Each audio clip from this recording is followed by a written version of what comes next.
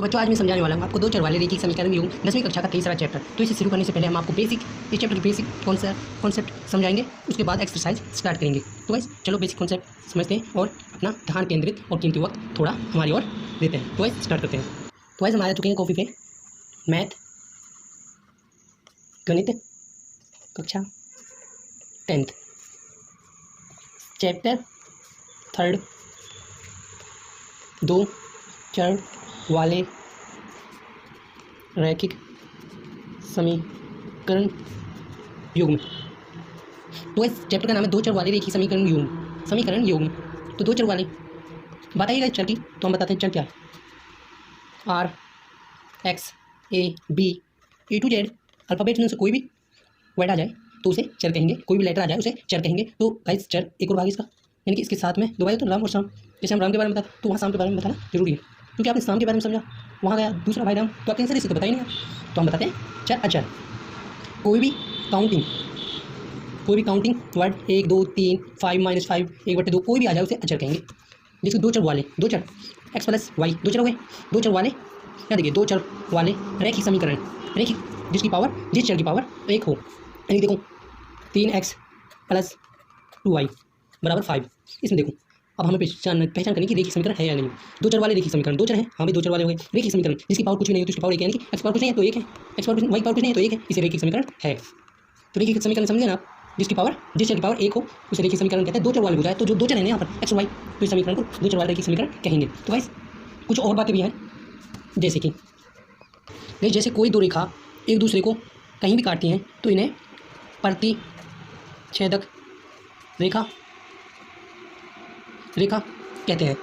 और दूसरा इन्हें जानते हो, वो दो रेखाएं जो जिनके बीच की दूरी समान हो, इन दोनों की बीच की दूरी समान है। अगर आप इन्हें कहीं भी सीधा ले जाओगे तो ये एक दूसरे को काटेंगे नहीं, इन्हें कहेंगे समांतर रेखाएं। तो गाइस समांतर रेखाएं। और एक और होती है, जैसे एक रेखा ये गई और एक और जाती है इसके बिल्कुल अटैच में, तो बिल्कुल अटैच में इतनी जाती है, बस एक बिंदु की जगह रहती है। तो ये भाई हर जगह इसको टच कर रही है, पहली वाली को दूसरी वाली हर जगह टच कर रही है। तो गाइस इसके बारे में थोड़ा आगे चैप्टर में जब जरूरत क्वेश्चन में पूछा जाएगा तो इसके बारे में जब समझेंगे। तो गाइस अब चलते हैं, हम एक्सरसाइज शुरू करते हैं। तो बच्चों शुरू करते हैं एक्सरसाइज 3.1। थोड़ा आपको दिखने में दिक्कत हो सकती है। पर्सन नंबर 1, तो पर्सन नंबर 1 देख लेते हैं। 3.1 का पर्सन नंबर 1। आफ्ताब अपनी पुत्री से कहता है 7 वर्ष पूर्व में तुमसे 7 गुनी आयु का था। कौन किससे 7 गुनी आयु का था? जो आफ्ताब है वो अपनी पुत्री की आयु से 7 गुनी था, उसकी तो है ही पुत्री की, उससे भी 7 गुनी था। अब से 3 वर्ष बाद मैं तुमसे केवल 3 गुनी आयु का रह जाऊंगा। इस स्थिति को बीजगणित एवं ग्राफीय रूपों में व्यक्त कीजिए।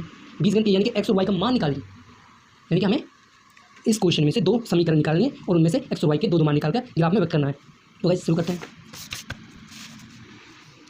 तो आपके पास क्या नहीं है, आफ्ताब और पुत्री की आयु नहीं है, तो मान लो माना आफ्ताब की वर्तमान आयु बराबर कितना मान लेते हैं, x वर्ष मान लेते हैं, क्योंकि आयु को वर्ष में मानते हैं, वर्ष लिखते हैं। तो हम टाइम बचाने के लिए इसे शॉर्ट कर देंगे। माना यहाँ पर आफ्ताब है, इसकी पुत्री की पूछ रहे हैं हम सेकंड बार, तो पुत्री की वर्तमान आयु उसकी x मानिए तो y मान लेंगे, x वर्ष। तो कह रहा है कि 7 वर्ष पूर्व मतलब पहले, हम 7 वर्ष पूर्व आफ्ताब की आयु, यानी कि पहले की बात कर रहा है, वर्तमान में से पहले कर रहा है तो घटाएंगे भाई, अब में से पहले बात करेगा तो आपको दिखने में थोड़ी दिक्कत हो रही है। यानी कि वर्तमान से पहले बात करता है तो माइनस करते हैं, अगर वर्तमान के बाद की बात करता है तो जोड़ते हैं। कितना 7 की बात कर रहा है, 7 वर्ष पहले, वर्ष नहीं लिखेंगे कोई दिक्कत नहीं है, ऐसे ही फिर यहाँ लिखेंगे सेकंड उसमें 7 वर्ष पूर्व पुत्री की आयु बराबर कितनी, y है, माइनस करेंगे इसको भी, तो यहाँ लिखेंगे x - 7 हल कर रहे हैं इसका।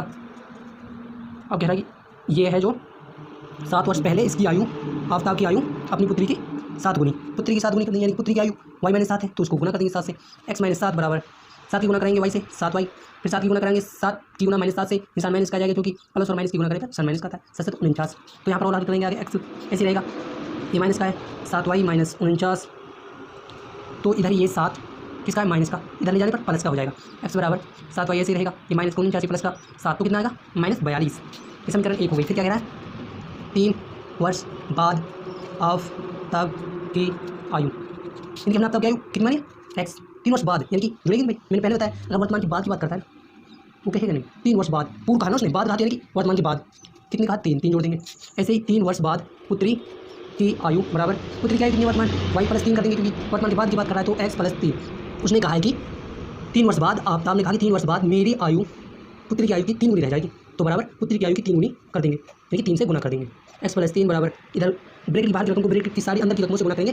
3 की गुना करेंगे y से 3y, ये 3 है जेड में समझ लेना आप। फिर 3 की गुना करेंगे 3 से 3 के 9, निशान प्लस का, प्लस प्लस से दोनों गुना प्लस आएगा, तो x ही रहेगा।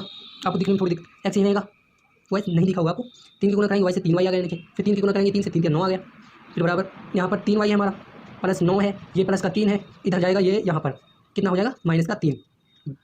बराबर से हम एक दूसरी रकम को इधर उधर करते हैं तो निशान चेंज हो जाते हैं। x बराबर 3y प्लस 9, सॉरी ये प्लस का 9 है, माइनस का 3 है, तो प्लस के 6 बच जाएंगे। ये रकम, ये हमारा समीकरण दूसरा है, ये समीकरण पहला है। तो हमें अब x और y की मान निकालनी है। क्या निकाल लेते हैं, सॉरी यहाँ पर रिपोर्ट थोड़ी कम है। समीकरण 1 हमारी क्या थी, यहाँ देख लेते हैं। समीकरण 1 है x बराबर 7y - 42, तो x बराबर 7y, सॉरी मैंने क्या लिख दिया, x बराबर 7y - 42।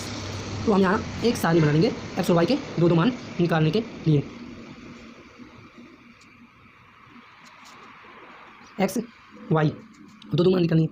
यहाँ y का मान लिख देते हैं 7, y का मान 7 रख दिया। 7 को गुना, y का मान 7 रखने पर 7 को गुना कराएंगे, आपको समझ नहीं आ रहा होगा। 7 तो है हमारे पास, y का मान हमने 7 रखा है, 7 7 49, 49 में -42 करेंगे तो कितने बचेंगे 7। इधर 7 लिखेंगे, x का मान 7 आ जाएगा। फिर दोबारा रखते हैं y की जगह हम 8 लिख दिया, 8 7 56, यानी कि 50 में से 42 गए थे तो कितने बचा था हमारे पास 8, यानी 6 और है, 8 6 14, तो 8 रखा y का मान, 14 यहाँ आ गया। ये हमारी सारणी 1, ये समीकरण 1 से आए x और y के मान। तो अब समीकरण 2 से, समीकरण 2 क्या थी, x बराबर 3y + 6, x बराबर 3y + 6। तो हम यहाँ सारणी टेबल कह सकते हैं आप इंग्लिश में, हिंदी में सारणी कहते हैं। कैसी बन जाए कोई दिक्कत नहीं आपको। यहाँ x का मान लिखा जाएगा, यहाँ y का मान लिखा जाएगा। तो हम यहाँ जो यहाँ 3 रख लेते हैं प्लस का, तो यहाँ y का मान 3 रख रहे हैं हम। 3 गुना 3 क्या हो गया भाई 9, 3 रखने पर 9 प्लस का 6, 9 से कितने हो गए, 9 से 15, x का मान कितना है 15। तो y का मान हम 2 रख लेते, 2 3 दूनी 6 प्लस 6 कितने आ गए 6 6 12। तो हमारी ये सारणी दूसरी। हमारे पास x और y के दो मान हो गए, तो इसे क्या कहते हैं, बीजगणितीय कह रहा था, बीजगणितीय में तथा ग्राफीय। बीजगणितीय हो गया एक, और दूसरा ग्राफीय, ग्राफीय विधि, यानी कि ग्राफ में दर्शाना है। तो वैसे हम ग्राफ में दर्शाते हैं, तो चलिए ग्राफ में चलते हैं। तो बच्चों हम एक ग्राफ में इस तरह बनाएंगे, ग्राफ में दर्शाने के लिए यहाँ जो हमारे सीधे हाथ पे ये होगा, ये प्लस x का मान होगा, और ये x डेस्क यानी माइनस के x रहेंगे, और ऊपर रहेगा प्लस y के रहेंगे, प्लस के निशान रहेंगे पॉजिटिव, और इधर y नेगेटिव रहेंगे, यानी कि y माइनस के रहेंगे। हमारा माइनस का x का या y का मान कोई भी नहीं, इसलिए हम माइनस और y की टेबल आगे नहीं बढ़ा रहे हैं, इसलिए हमें प्लस के सबसे बड़े हमारे पास 15 तक में y 15 तक, इसलिए हमें 15 तक। इसलिए तो हम सारणी में देखते हैं क्या क्या है। सारणी पहली है x का मान 7 है और y का मान भी 7 है। तो अब ग्राफ पे देखते हैं x का मान, माइनस का तो माइनस का नहीं है ना, प्लस के दोनों, आपको टेंशन कोई नहीं है। प्लस के 7 कहाँ है, तो प्लस का यहाँ है 7, प्लस यहाँ 7 और y 7,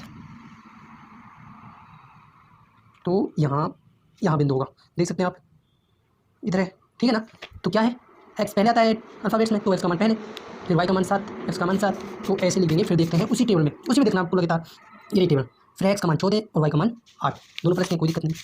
x का मान 14 कहाँ है, x का मान 14 मेरा, x का मान 14, इसे x का मान 14 से आगे ले जाएंगे, आगे ले जाएंगे, आगे ले जाएंगे, इसी को आगे ले चलना आपको, और देखना है कि 8 कहाँ है, यहीं 8, यहाँ नहीं यहाँ है, देख सकते हैं आप, यहाँ क्या है, x का मान 14, y का मान 8। तो इन दोनों को मिला देंगे, इन दोनों को इस तरह मिलाएंगे। मेरे पास फुटा नहीं है, आपको फुटाई से मिलाना है, तो इन्हें पूरी मिला दो, इस तरह मिलानी है। अब देखेंगे कौन सी समीकरण जिसने ये रेखा बनाई है, हमें पता है। तो सारणी पहली से बनाई हमने ये रेखा, तो ये सारणी पहली किस समीकरण से, एक समीकरण क्या थी, x बराबर 7y - 42। तो उस समीकरण को हम इस रेखा कर देंगे, x बराबर 7y - 42। गलती तो मुझसे भी हो सकती है, लेकिन आपको फोकस देखना कि क्या रकम है क्या नहीं। तो सारणी पूरी हो गई, समीकरण ये भी पूरी हो गई। तो दूसरे पर चलते हैं। x का मान 15 है, y का मान 3, x का मान 15 प्लस का y का मान 3 है, y का मान यहाँ 15, तो यानी कि हम एक से शुरू करें, 1 2 3 3, ये देख सकते हैं आप, थोड़ा फोल्ड कर रहा हूँ, इधर देखिए आप, 0 से 1 रेखा, 2 रेखा 3, तो ये 0 से लाइन चल रही है, 15x है और y का मान 3 है, 1 2 3 क्या रकम थी? एक्स 15 था, वाई 3 थी। माइनस का तो नहीं था ना कोई? बिल्कुल नहीं सर, माइनस का नहीं। तो अब साइड में दूसरी रकम देख रहे थे हम, एक्स का मान 12 है और वाई का मान 3। तो इससे सिंपल है भाई, एक्स का मान 12 यहाँ है, वाई का मान मैं बोल रहा है, वाई का मान कितना था? 2 सर, 2 था यहाँ, कहेंगे आप एक्स का मान 12 वाई का मान 2 2 सुना था कहाँ से एक्स का मान 12 वाई का मान 2। अब इस इन दोनों को मिला लेंगे। अब ये देखा किससे बनी समीकरण, किससे बनी? 2 से। अब ये समीकरण 2 क्या थी? समीकरण दी एक्स बराबर 3 वाई प्लस 6, एक्स बराबर 3 वाई प्लस 6। तो कुछ नहीं है, हमारा आंसर है बोल में। तो आप पे फुटा हुआ तो इस तरह की ये दोनों सीधी रेखा होंगी, एक दूसरे को कभी टच नहीं, यानी कि समांतर रेखा बनेंगी, एक दूसरे को कभी टच नहीं करेंगी। ये इसका उत्तर है और ये ग्राफी विधि में हमने दर्शा दिया है। अब चलते हैं सेकंड क्वेश्चन पे। तो सेकंड क्वेश्चन देख लेते हैं। सेकंड क्वेश्चन है, क्योंकि टीम के एक कोच ने 3900 रुपये में 3 बल्ले तथा 6 गेंदें खरीदी, बाद में उसने एक और बल्ला तथा उसी प्रकार की 3 गेंदें 1300 रुपये में खरीदी। इस स्थिति को बीजगणित तथा ज्यामिति रूप में व्यक्त कीजिए। आप घबराइए मत, ज्यामिति ग्राफी है, एक ही चीज़ है, आपको घबराने की कोई बात नहीं है। आप टेंशन मत लीजिए, जब तक हम आपके साथ हैं ना, आप सवालों को करिए मत, उनसे खेलिए, क्योंकि मैथ क्यों ना, अगर आप इस पर मेहनत करते हैं तो अब दूसरा क्वेश्चन है, एक क्रिकेट टीम का कोच है, वो तो बल्ले और बॉल ही खरीदेगा ना, 3 बल्ले और 6 बॉल खरीदता है, कितने रुपये में? 3900 में। इस स्थिति को और एक बार और 3 गेंदें तथा इसी प्रकार के एक और बल्ला खरीदता है, 3 गेंद एक और बल्ला खरीदता है 39, ये दूसरी बार 1300 रुपये में। इस स्थिति को बीजगणित यानी कि समीकरण का एक्स और वाई का मान करें, फिर उसको ग्राफ में दर्शाएं। तो चलते हैं इसको हल। प्रश्न नंबर 2, इसका हल करते हैं। माना बल्लों का माना एक बल्ले का मूल्य हमारे पास है नहीं, तो मान लेंगे एक्स और ऐसे, यानी कि रुपये, आप रुपये ऐसे भी लिख सकते हैं। फिर माना एक गेंद का मूल्य बराबर वाई रुपये। अब कह रहा है कि कितनी? 3 बल्ले, कहिए 3 बल्ले खरीदे, 3 बल्ले यानी कि एक बल्ले का कितना? एक्स। तो 3 बल्लों का कितना हो जाएगा?